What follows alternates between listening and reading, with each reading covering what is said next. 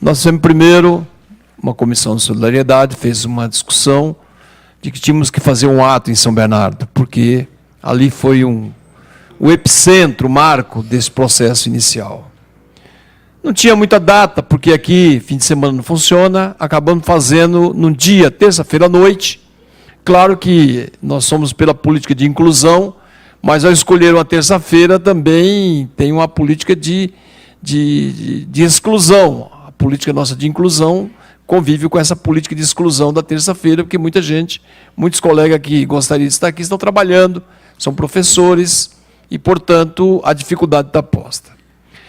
Quero dizer para vocês de que, viu, Alberto, acho que o Alberto sempre me falava, o Cariri é um problema sério, ele fica nas esquinas esperando a luta passar. Aí ele entra no meio e para sair depois é difícil, né? E aí nós conversávamos muito. Aí depois eu fui até pesquisar o significado de Cariri e descobri que são os nossos ancestrais no Ceará, guerreiros, lutadores, ferozes, que não tinham medo de nada. Eu acho que é um pouco essa herança de que todos nós levantamos ao longo desse processo. Dizer para vocês que a história da classe trabalhadora sempre foi essa história. A história de muita luta, de muita garra e muita determinação. E essa perseguição nossa, essa criminalização do movimento social, dos lutadores, a criminalização desse processo, a minha criminalização, a da Camila, e do movimento social, isso não é novo no processo histórico. Centenas, milhares de trabalhadores tombaram ao defender o que é justo, o que é honesto e o que devia ser defendido. Tombaram. Foi assim na ditadura, foi assim nas grandes revoluções que teve nesse país, foi assim em outros países latino-americanos, foi assim na Revolução Russa, foi assim em Roma, quando os escravos quase ganham o poder através das lutas desenvolvidas. É assim em várias partes do mundo. Portanto, isso não é um processo novo, isso é um processo dialético. Do ponto de vista filosófico, nós precisamos compreender de que a história humana é feita por pessoas de carne e osso. É feita por pessoas que têm consciência. É feita por pessoas que não se acovardam. É feita por pessoas que têm consciência, não só ódio de classe, mas consciência de classe. E é fundamental de que não percamos de vista isso. Porque não é possível de que possamos ficar contentes ou alegres ao ver um país como o nosso, com mais de 30 milhões de pessoas necessitadas e passando fome. Eu sei o que é o sofrimento. Eu sou um migrante, expulso pela seca e pela fome do Ceará. Eu sei o que significa isso. Um pai de família ou uma mãe de família, com 10 bocas para alimentar, tinha que trabalhar na roça e passar necessidade, e é expulso da roça muitas vezes, e vem para os grandes centros urbanos, chega aqui, tem uma elitezinha em São Bernardo de Batateiros, e a gente chega como alguém estranho à cidade, como alguém estranho à urbis, ao meio urbano. Então, companheiros, não é fácil. Nós vamos transformar essa indignação nossa, a indignação dos nossos primeiros companheiros, nossos nativos que foram assassinados, foram massacrados. A indignação dos negros que foram trazidos para cá, torrados nos tachos de engenho e continuam sendo assassinados na periferia.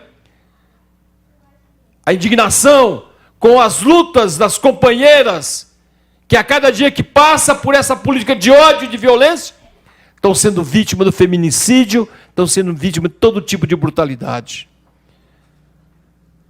Isso não é retórica, isso é uma realidade.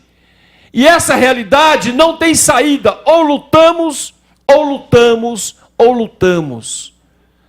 Porque, da mesma forma, quando eu cheguei nesse processo biológico, nesse processo filosófico e histórico, antes de nós, outras pessoas lutaram pela gente, construíram pontes. É papel nosso também lutar com todas as nossas garras, como diz o Anísio.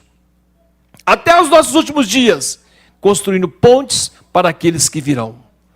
Esse é o processo histórico. Isso não tem nenhum heroísmo. Isso é a obrigação de que tem consciência de classe. Isso é o respeito à história humana, o respeito àqueles que passaram, o respeito àqueles que estão no presente, mas também é um compromisso com aqueles que virão pelo futuro.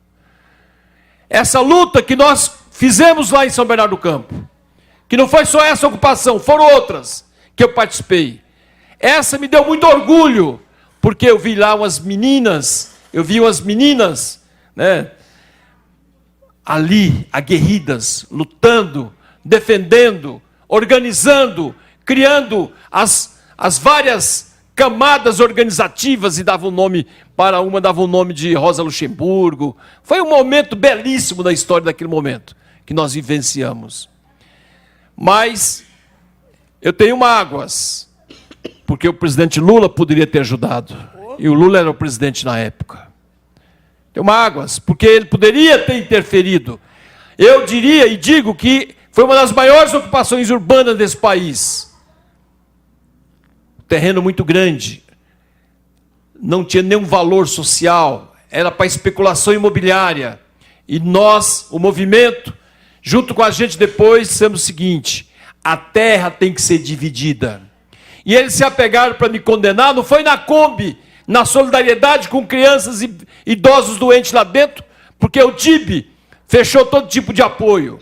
O governador Geraldo Alckmin queria ver o diabo e não queria vir falar no nome desse movimento e da gente. Mas mesmo assim nós expressamos a solidariedade. Mas o ódio deles era de que nós, de fato, balançamos, enfrentamos aquilo que para o capitalismo é sagrado, que é o direito à propriedade. E nós vamos acabar com isso. Assim como São Bernardo do Campo tem dezenas, e continuam dizendo, dezenas de terrenos bons. Assim como o estado de São Paulo tem dezenas de terrenos bons. Assim como no Brasil tem dezenas de terrenos e fazendas ociosas. A classe trabalhadora tem que fazer a reforma agrária na raça, porque não vão dar de mão beijada. E ela vai fazer a reforma agrária. Ao seu tempo vai fazer a reforma agrária. Da mesma forma que no meio urbano nós vamos ter que fazer a reforma urbana para que possam todos ter lugar à moradia. Até o passarinho tem aonde voltar à noite e pousar. Não tem sentido o ser humano à noite não ter para onde ir, e muitas vezes tem que ir para a rua, ficar debaixo de uma ponte, passando a vida indigna. Isso não é próprio do humano, do humanismo que nós defendemos, e da luta de classe e da luta dos trabalhadores. Portanto, nós queremos agradecer todos e todas que estiveram aqui conosco. Não vai parar por aqui, porque eles vão continuar nos atacando, mas nós vamos continuar enfrentando eles. Eles não sabem com quem estão mexendo, nós não somos de recuar, nem um passo, nós vamos para frente. Se tiver que pagar com a própria vida, nós não temos dúvida nenhuma de que nós não recuaremos neste ou em qualquer processo da classe trabalhadora. Porque é exemplo de outros que fizeram isso.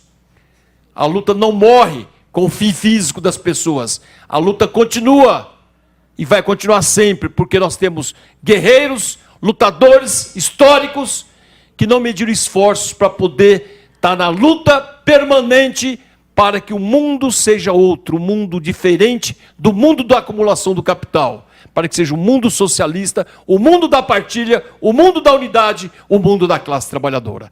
Forte abraço, companheiras e companheiras, cabeça erguida, porque nós somos 85% da população pobre.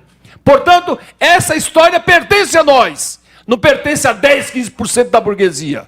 Pertence àqueles que produzem, àqueles que fazem a riqueza e são excluídos. Pertence a gente, essa riqueza que um dia será dirigida por todos nós. Um abraço e até a vitória, e a luta continua sempre, porque nós vamos um dia mudar a história desse país. E já começou com cada um de nós que estamos aqui presentes.